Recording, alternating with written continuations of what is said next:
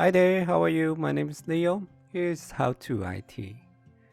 Today we're doing another unboxing video. This is the ZOTAC ZBOX CI325.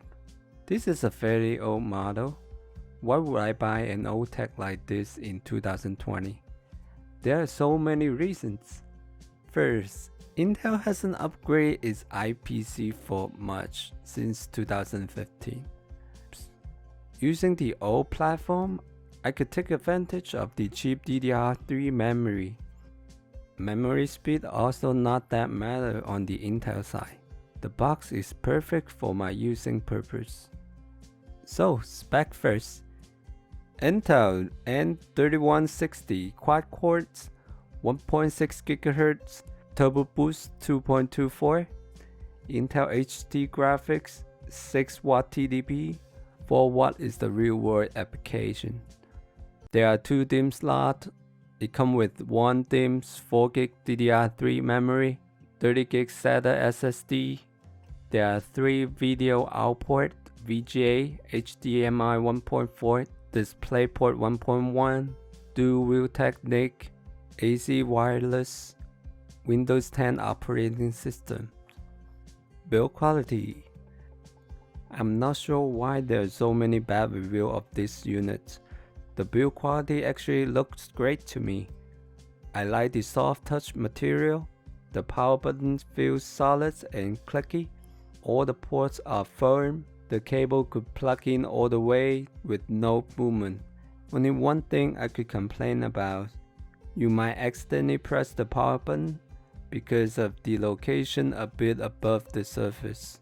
That's it. Let's talk about my thoughts. I think overall it's a good buy. This little machine is great for so many use cases. Thanks for the low power chip and passive cooling. It's virtually quiet and draw no power. You might use that for home theater PC, file server, or router/firewall. People also report it doesn't work with pfSense.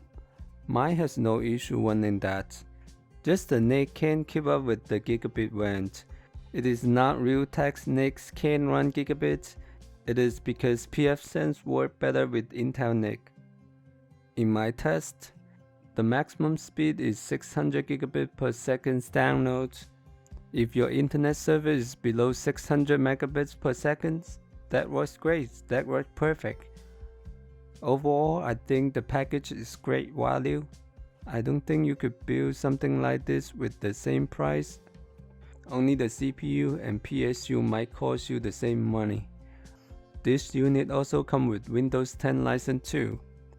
I mean, if you buy a Windows 10 license, it costs $150 to $200. However, I'm a bit unlucky.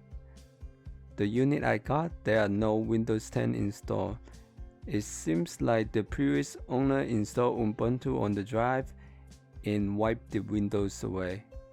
I understand this product is discontinued and there are not many out there. Price and shipping: $159.99 before tax, $174.19 after tax. Free shipping if you are Prime member.